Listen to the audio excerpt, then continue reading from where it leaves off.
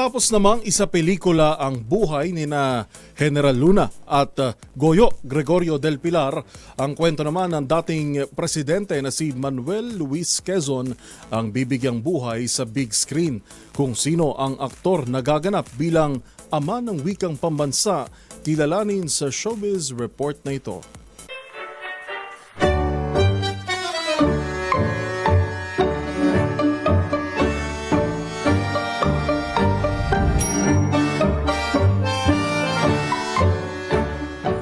Si Jericho Rosales ang gaganap bilang Manuel Quezon sa historical film Tampok ang Kwento ng Ikalawang Pangulo ng Pilipinas. Ang tinaguriang ama ng wikang pambansa namuno mula 1935 hanggang 1944.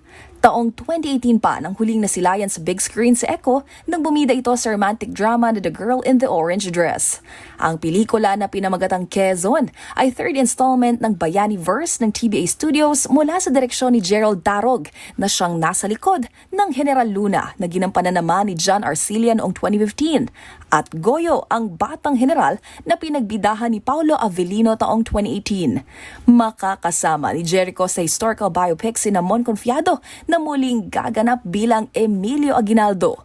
Ka-real na bibidang Aurora Quezon na may bahay ng yumaong presidente at Benjamin Alves bilang batang Quezon na may ipinost ng picture sa Instagram kung saan may hawak sila ni Eco na 20 peso bill. Samantala, isa namang salute emoji ang comment ni Janine Gutierrez sa ibinahaging video ni Eco kung saan ni-reveal na siya ang bibida bilang Quezon. Nakatakdang ipalabas ang naturang pelikula sa mga sinihan ngayong taon.